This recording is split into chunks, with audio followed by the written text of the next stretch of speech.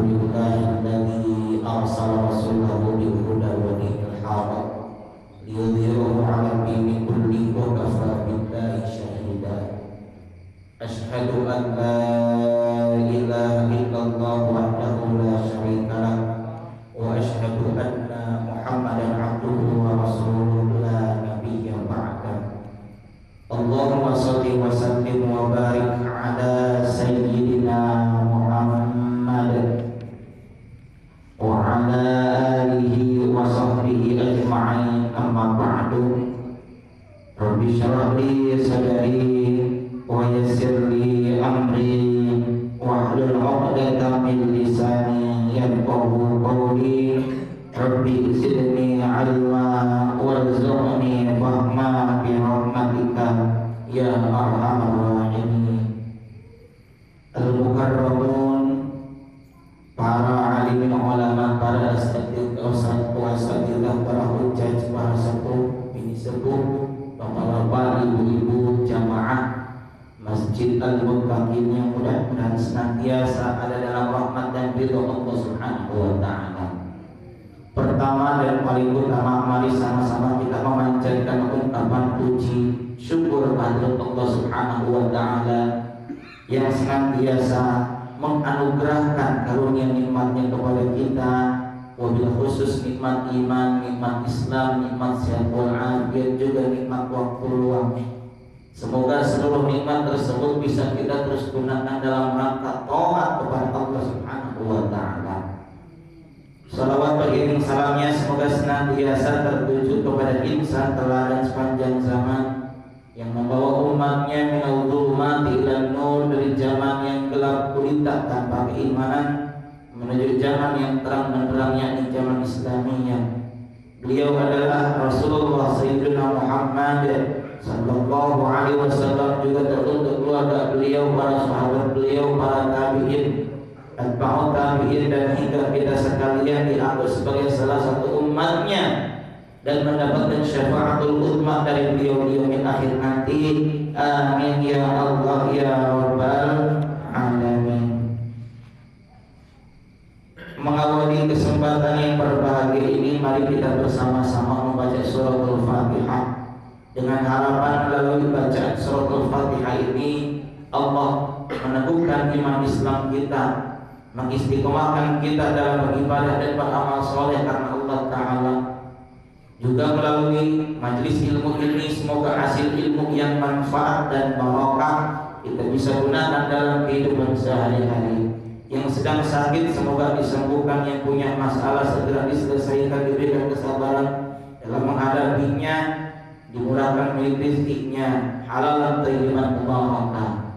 Ala hadhihi niyyah wa ala kulli niyyatin salihah wa ila hadratin nabiyyil mustafa Muhammadin Rasulillah sallallahu alaihi wasallam wa ala alihi wa azwajihi wa dhurriyyatihi wa bi baiti wa man dakhala fi baitihi al-kiram syai'un lillahi lahumul Fatihah.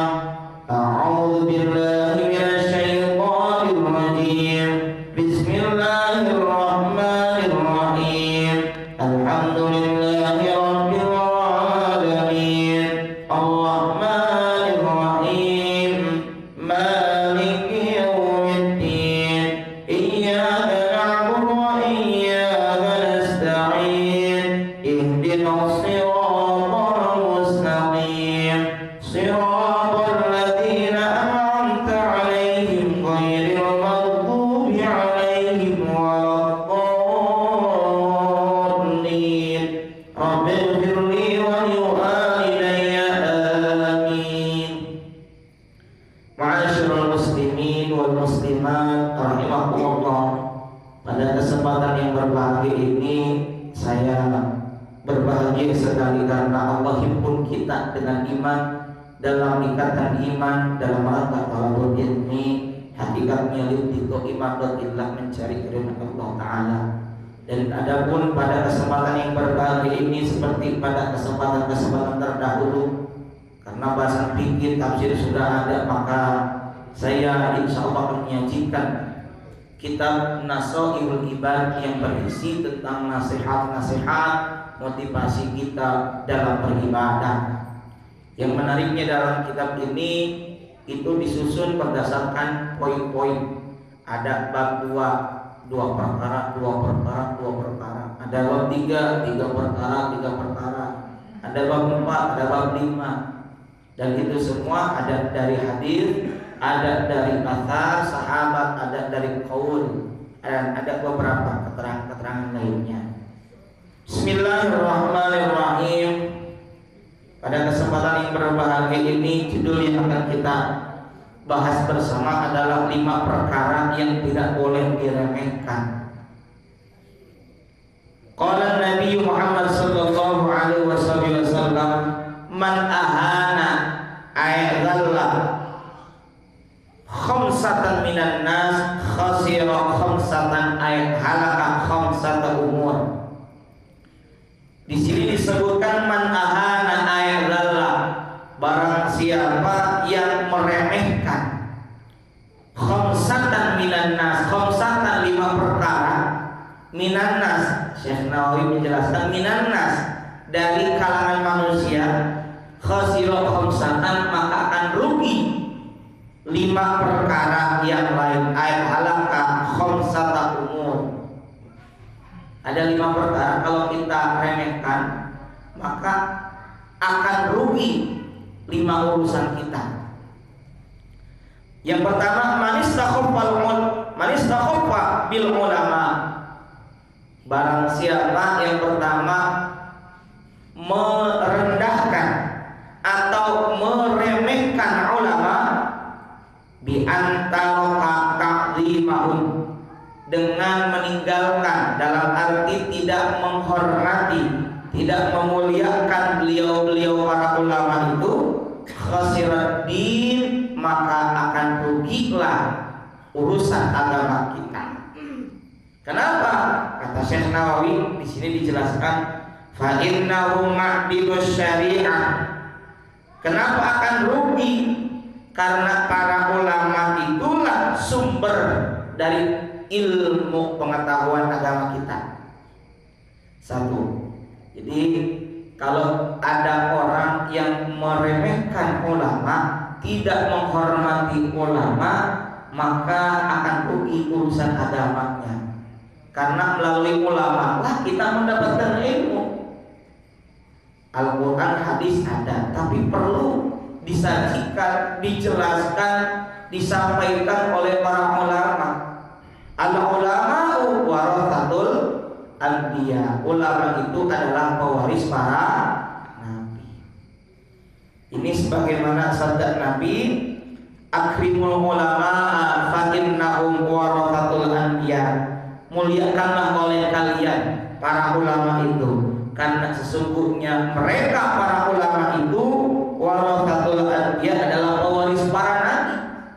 Bukan pewaris secara biologis, tapi pewaris secara ideologis, yang menyampaikan Al-Quran, As-Sunnah, disampaikan kepada umat, memiliki tugas yang sama, tabligh, menyampaikan ilmu. Faman akramahum faqad akramallah wa rasulah. Kata Nabi, maka barang siapa yang memuliakan para ulama, sungguh orang yang telah memuliakan tersebut sama dengan telah memuliakan Allah dan Rasulnya. Rawahul Khatib an Jabir. Jadi penting sekali kita memuliakan ulama. Bukan ulama gila hormat, tidak. Bukan ulama cendekiawan muslim itu gila pengagungan, tidak. Tapi ini dalam rangka kita ingin mendapatkan ilmu yang sumbernya hakikatnya dari Allah, wasilahnya para ulama yang menyajikan itu. Tidak akan hasil, nggak akan dapat ilmu yang manfaat dan barokah kalau kita tidak menghormati wasilah atau perantara itu. Ini sangat sesuai dengan kondisi hari ini, di mana kita melihat para ulama atau sebagian ulama kita dizalimi atau diperlakukan tidak etis. Sudah maklum oleh kita semua. Maka lihat saja ketika orang-orang seperti demikian ini tidak menghormati para ulama, maka urusan agamanya tidak akan baik. Sumbernya, wasilahnya saja tidak dihormati, bagaimana ilmu bisa didapatkan?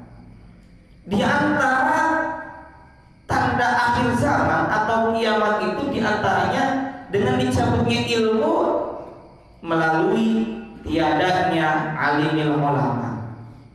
Kata baginda Nabi Muhammad SAW dalam Sahih Bukhari dan Sahih Muslim, innallaha, sesungguhnya Allah, la yaqbidul ilma intiza'an, Allah tidak mencabut ilmu dengan mencabutnya intiza'an, ya, dengan langsung tidak, namun yantazi'uhu minal ibad, melainkan Allah mencabutnya dengan cara apa? Walakin yaqbidul ilma biqabdil ulama, Allah mencabut ilmu dari hamba-hamba, yakni dari kita ini, dengan cara mewafatkan para ulama.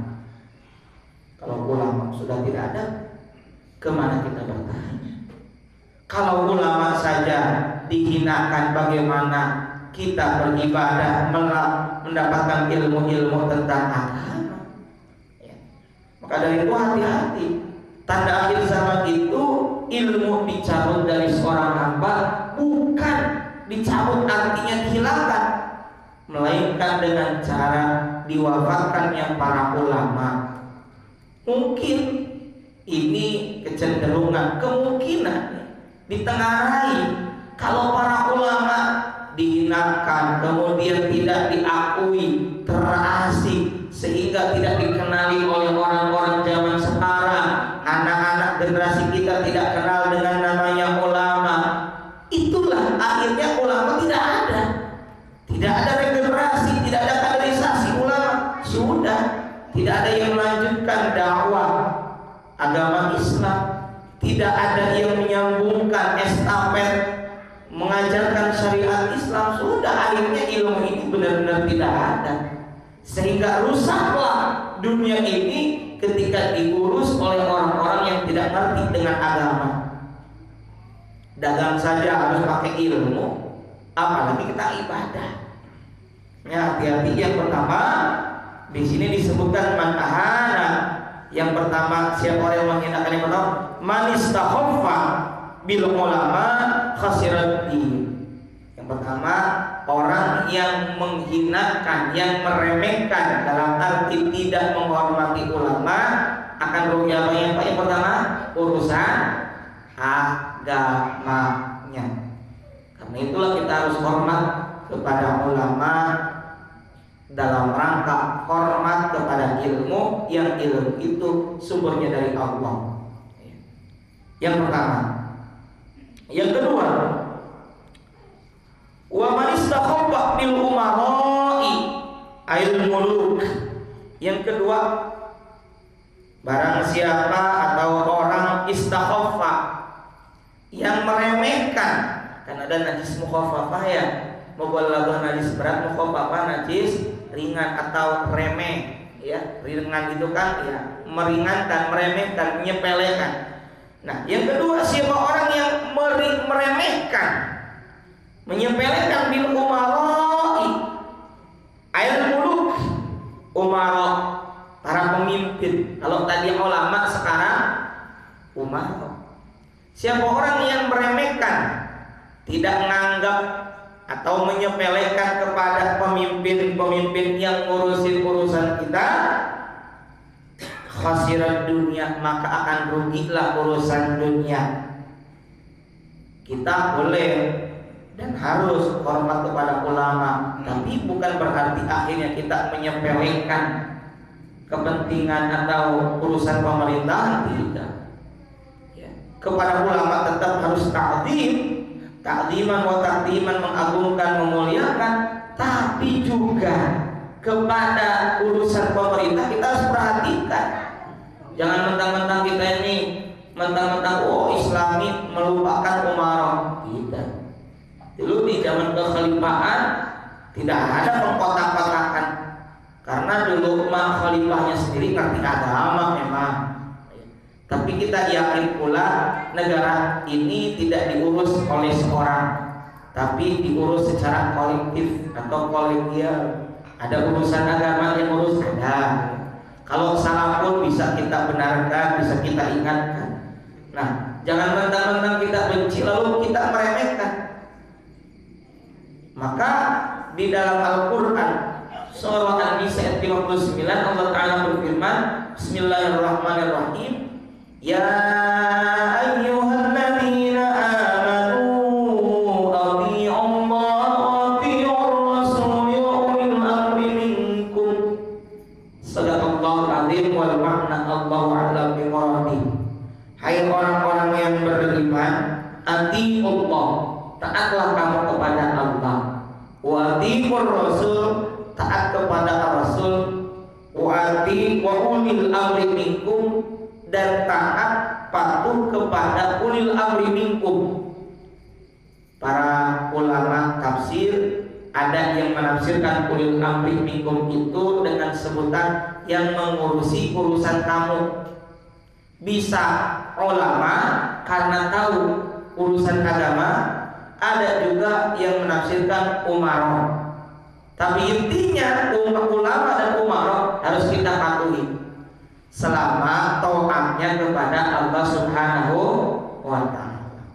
Kalau pemerintah menyuruh atau memberikan satu kebijakan yang tidak sejalan dengan syariat agama kita, boleh tidak kita ikuti, boleh kita tentang.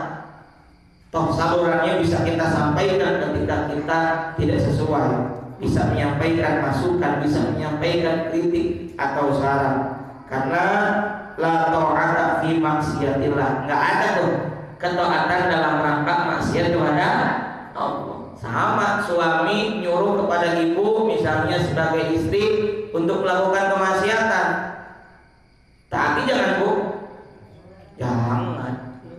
Kita ingetin tentu dengan etika ya. Innamat ta'atu fil ma'ruf, taat itu mesti dalam perbuatan yang makruh, yang benar, taatnya kepada Allah Subhanahu wa Ta'ala.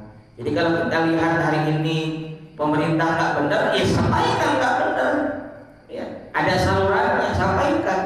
Ada wakil rakyat, kita sampaikan, gitu ya. Dan kita doakan semoga yang nggak benar ini menjadi benar, yang belum dapat hidayah dapat hidayah. Jadi ini yang kedua.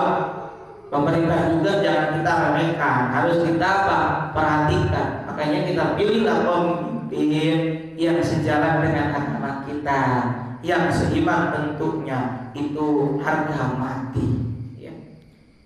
Yang ketiga, yang kedua ini tadi, li'annahumul ladzina yurattibuna umur dunia. Kata Syekh Nawawi, kenapa kita nggak boleh meremehkan pemerintah atau pemimpin kita? Karena mereka itulah alladzina yurattibuna umur dunia. Mereka lah yang mengurusi segala urusan dunia kita. Wazimamuha bi aidihim, kendalinya juga ada di mereka. Maka kita jangan meremehkan, tetap harus menganggap, menghormati, sejalan. Dan mestinya umara itu harus di backup oleh ulama, jangan dibiarkan sendiri. Yang ketiga, wa man istakhaffa bil jiran. Yang ketiga, siapa orang yang meremehkan bil jiran. Jiran itu tetangga, al mujawirina fil masakin min jami'il jihad, tetangga dari berbagai arah. Mana sih Pak yang disebut tetangga? Kita punya rumah 40 rumah ke depan, 40 rumah ke belakang, 40 rumah samping kanan, 40 rumah samping kiri, itu tetangga kita. Bapak saya yakin pernah tinggal di kampung Pak. Pernah tinggal di kampung Pak waktu kecil ya. Dulu kita waktu kecil tahun 80-an, 70-an atau 90-an masih melihat kearifan lokal, orang saling berkunjung, saling berkirim. Kalau di Sunda ada istilah ngantera, saling menghantarkan makanan.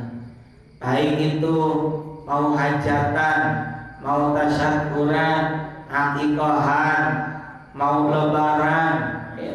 Bukan keluarga saja, Bahkan yang menariknya lagi, para bapak, para ibu jamaah sekalian, kita ini tidak disebut sempurna keimanannya kalau belum menghormati tetangga.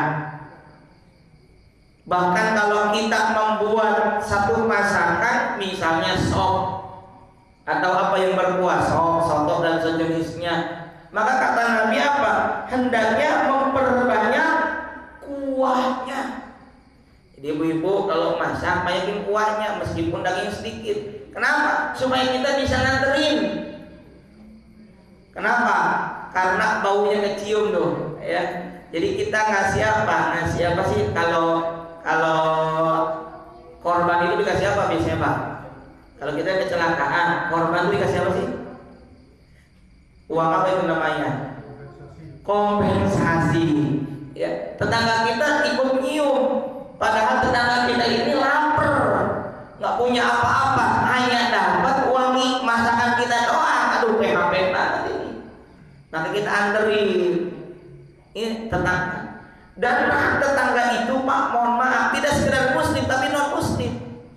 Tetangga kita sedang sakit, kita tolong meskipun itu beda agama, karena ini hubungannya sosial. Dalam urusan sosial boleh nggak kita bekerja sama dengan beda iman? Boleh. Ya, justru ini, ya kata Bu Yaya, Islam itu bukan sekedar toleransi. Toleransi mah biasa, lebih dari toleransi. Tetangga kita sakit, beda agama, kita tolong. Kita lewat sungai, di sungai ada orang yang tenggelam, tolong, nggak perlu ditanya nanti agamanya apa. Ya keburu mati kalau begitu, tolong. Karena sisi kemanusiaannya, sosial. Jadi Islam ini lebih hebat. Karena itulah akhlak Islam inilah, karena akhlak Nabi lah banyak yang kepincut dapat hidayah masuk ke dalam Islam. Indahnya akhlak Islam. Makanya inilah hebatnya kita ini harus baik terhadap tetangga, bukan sesama muslim saja, tetapi beda agama.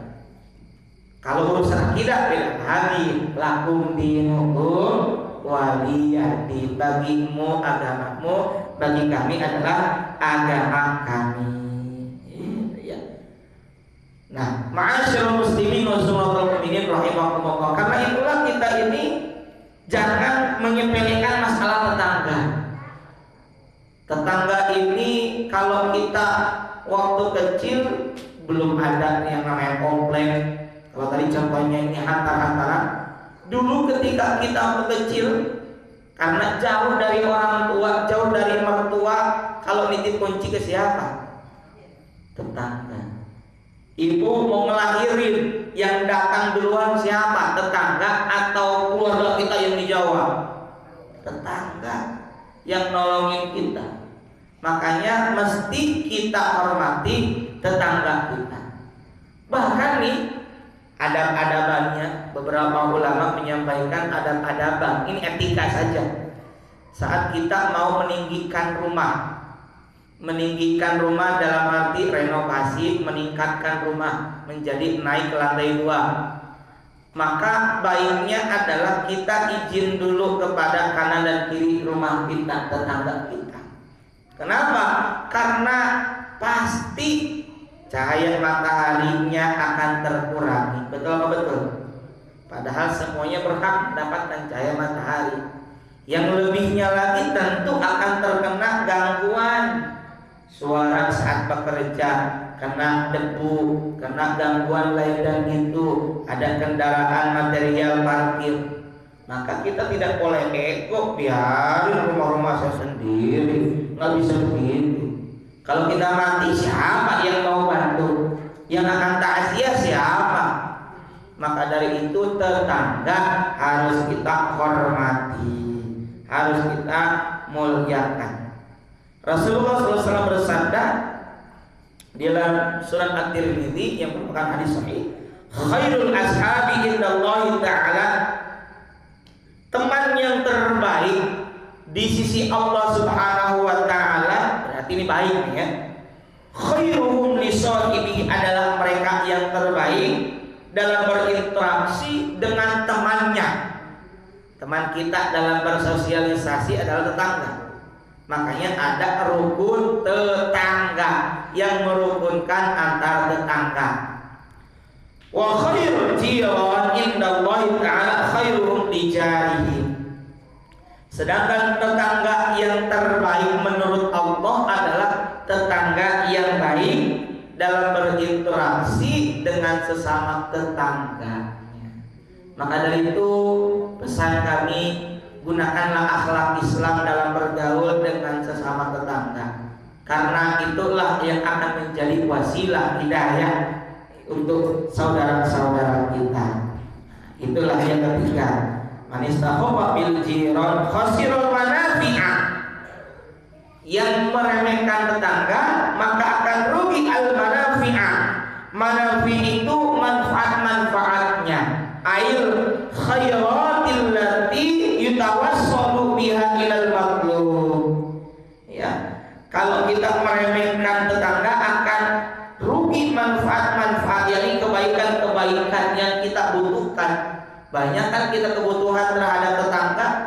Maka dari itu, kalau kita tidak menghormati hak tetangga, maka akan rugi urusan manfaat-manfaat yang kita butuhkan. Apa saja yang kita butuhkan? Yang ketiga, wa man istakhabba bil aqrabai.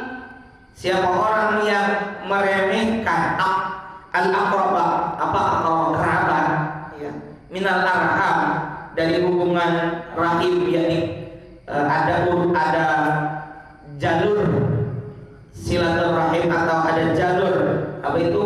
Ada jalur persaudaraan. Ya, khasirul mawaddah. Orang yang meremehkan hubungan kekerabatan, persaudaraan, maka akan rugilah. Akan rugi apa? Al-mawaddah, rasa cintanya. Nggak ada lagi namanya peduli terhadap keluarga. Hilang, hambar. Berkumpul dengan orang tua, berkumpul dengan kakak atau adik, kalau tidak ada penghormatan, sudah akan hambar, tidak akan ada rasa cinta. Maka dari itu harus tetap menjaga rasa persaudaraan atau ukhuwah di antara kita sesama satu saudara kita dengan mahram kita. Ada mahram, ada muhrim, Pak. Kalau muhrim orang yang sedang ihram dalam ibadah haji atau umroh.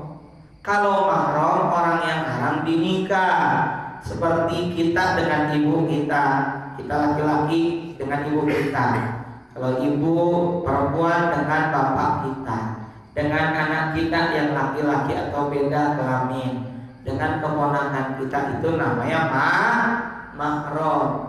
Saya dengan ibu-ibu yang ada di sini bukan mahram, gitu.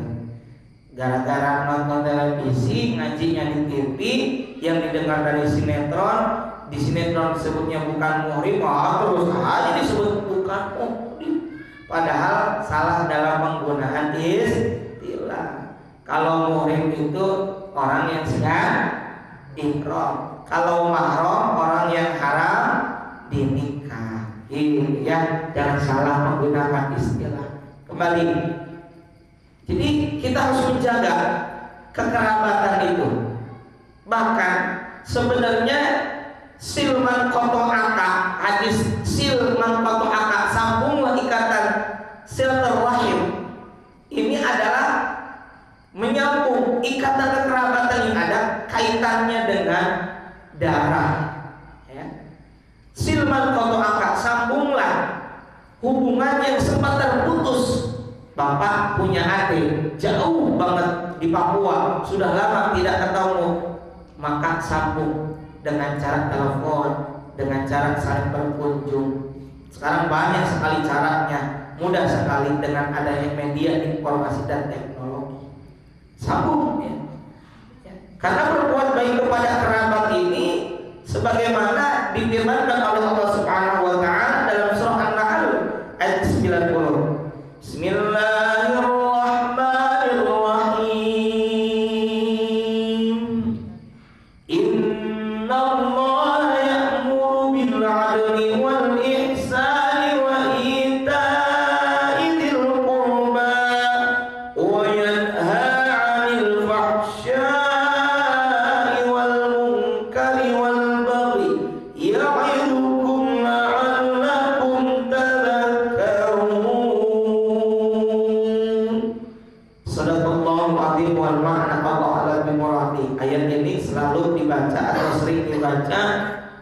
khatib saat menutup khutbahnya.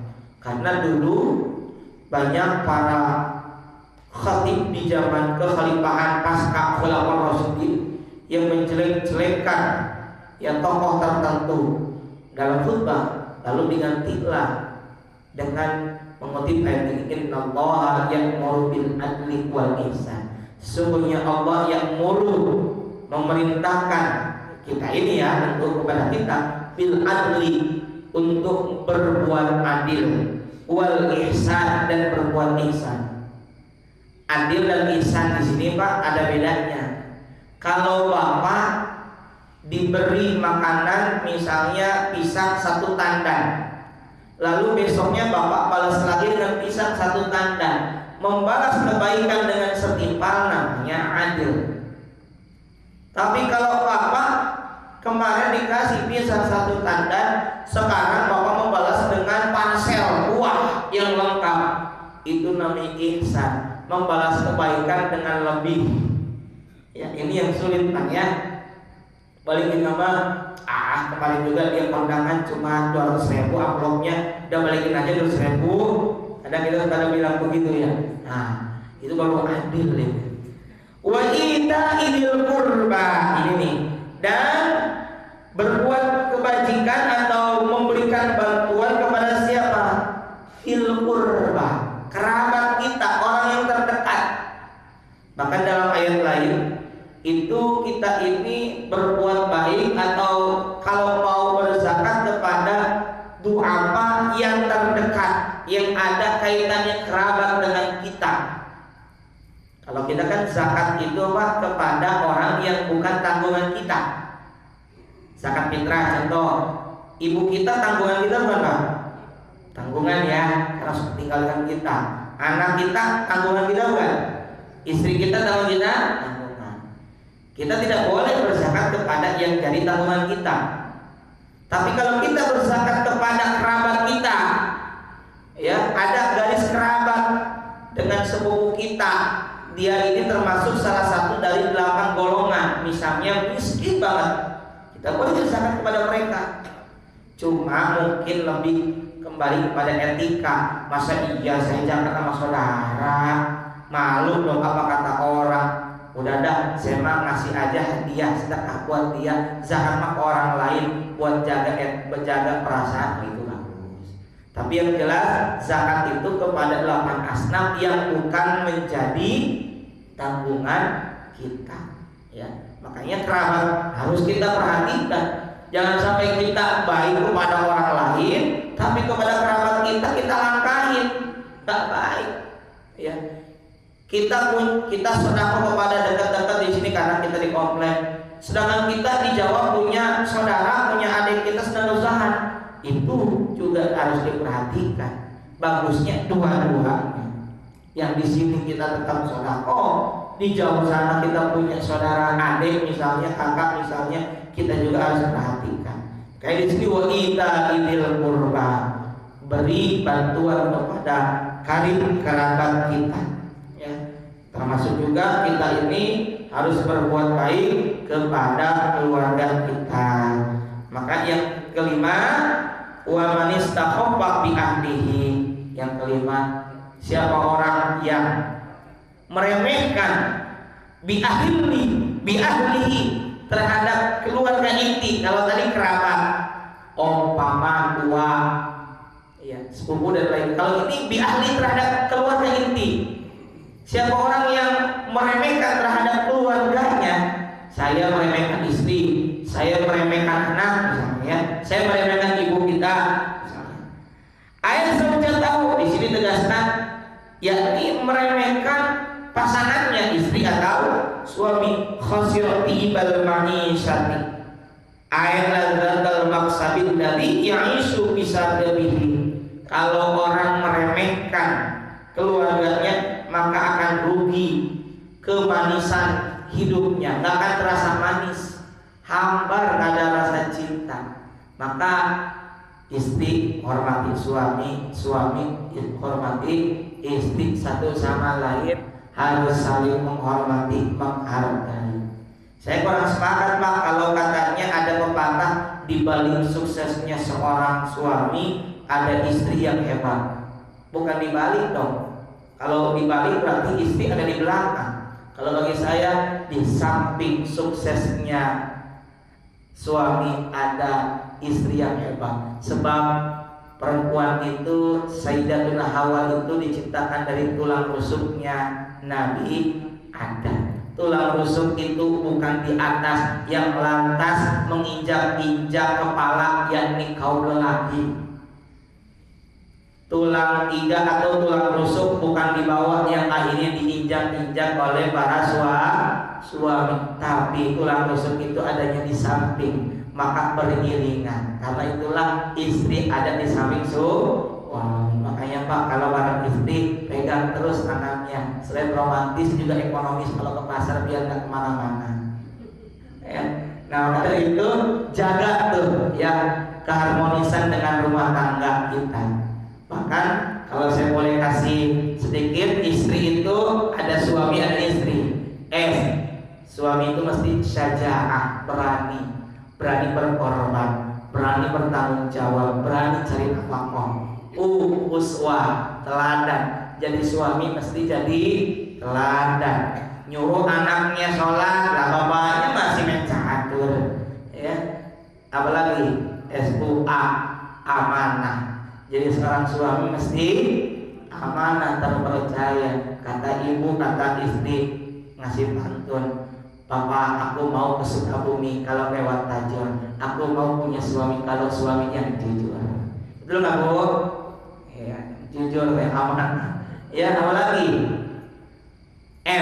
Muru'ah, harus punya harga diri. Dan istiqomah, continue terus-terusan dalam ibadah dan amal soleh. Bukan istiqomah ikatan suami takut istri kalau di rumah lah ya. Istiqomah. Istri juga Bu, I-nya indah dipandang mata. Jangan mau ke pengajian cakep rapi dan wangi, giliran di rumah pakai daster mulu ya, bau lagi. Ya harus memberikan yang menarik untuk suami. Indah. S ini sabar. Jadi istri harus sabar mendengar curhatan suami kita. Daripada suami di luar curhat, mending kepada istri. Taat kepada suami selama taatnya kepada Allah Ta'ala.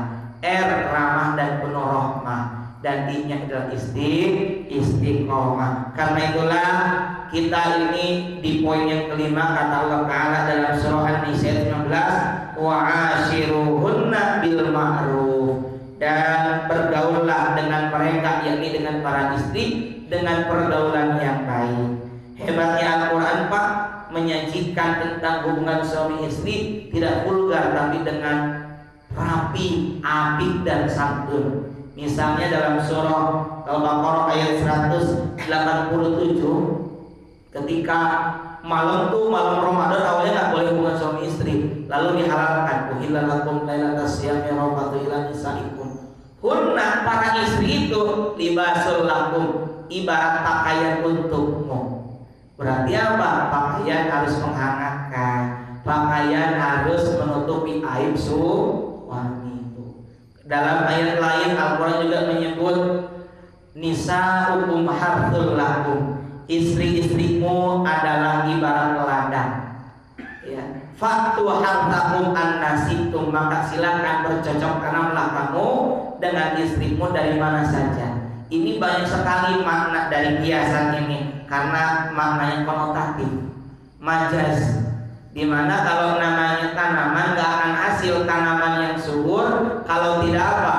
Satu, tanahnya tidak subur, maka carilah tanah yang subur. Pak, bagaimana dong ini tanahnya udah ada nih, isi udah ada, berarti kita bibitnya juga harus bagus, yang unggul. Pak, bagaimana kalau ini tanahnya biasa saja? Tanaman saja sesuaikan dengan tanahnya. Masa korma mau ditanam di tanah yang basah? Maka sesuaikan. Itulah hebatnya Al-Quran, bagaimana mengarahkan kita dalam rumah tangga. Saya ulang lagi 5 perkara yang tidak boleh diremehkan. Pertama, orang yang meremehkan ulama maka akan rugi urusan agamanya. Yang kedua, orang yang meremehkan pemimpin maka akan rugilah urusan dunianya. Yang ketiga, orang yang meremehkan hak tetangga maka akan rugilah nilai-nilai manfaat. Yang keempat, orang yang meremehkan kerabatnya maka akan rugilah, akan hilanglah rasa cinta di antara kerabat. Dan yang kelima, orang yang meremehkan keluarganya atau istri dan suaminya maka akan rugilah, ya, tibal ma'isyah, akan rugi manisnya kehidupan. Itu saja mungkin para bapak yang bisa kami sampaikan. Ada pertanyaan? Kalau tidak ada nanti bisa sambil ngobrol di belakang. Kalau ada pertanyaan, mudah-mudahan ada manfaat dan barokahnya. Semoga Allah jadikan kita hamba-hamba Allah yang soleh, yang taat istiqomah kepada Allah Subhanahu wa Ta'ala, dan keluarga kita juga dijadikan keluarga sakinah, mawaddah, warahmah, putra putri kita soleh dan solehah. Amin ya Allah ya rabbal alamin. Astagfirullahaladzim ya maulana ya ma'bud ya karim ya Allah ya mujib as-sa'ilin. Bismillahirrahmanirrahim. Alhamdulillahi rabbil alamin, hamdan na'imin, hamdan syakirin, hamdan yuwafi ni'amahu yukafi mazidah. Ya rabbana lakal hamdu wa lakal syukru kama yanbaghi li jalali wajhikal karim wa 'azimi sultanik. Allahumma shalli ala sayyidina Muhammad wa ala alihi wa sahbihi ajma'in. Allahumma ighfir lana dhunubana wa li walidina warhamhum kama rabbuna shighara, wa li jami'il muslimin wal muslimat wal mu'minin wal mu'minat al-ahya'i minhum wal amwat. Allahumma inna nas'aluka 'ilman nafi'a wa rizqan wasi'a wa shifaa' min kulli da' wa 'amalan mutaqabbala. Rabbana hab lana min azwajina wa dhurriyyatina qurrata a'yun waj'alna lil muttaqina imama. Rabbi habli minas salihin, Rabbi ij'alni muqimas shalah wa min dhurriyyati. Rabbana wa taqabbal du'a. Rabbana afriq 'alaina sabra wa thabbit aqdamana wa ansurna 'alal qaumil kafirin. Rabbana atina min ladunka rahmatan wa hayyi lana min amrina rasyada. Rabbana atina fid dunya hasanah wa fil akhirati hasanah wa qina 'adzabannar. Wassallallahu ala sayyidina Muhammad wa ala alihi wasallam. Alhamdulillahil alamin. Subhanakallahumma wa bihamdika asyhadu an la ilaha illa anta astaghfiruka wa atubu ilaik. Mohon maaf atas segala khilaf dan kekurangan. Wallahul muwaffiq ila aqwamit thoriq. Wassalamualaikum warahmatullahi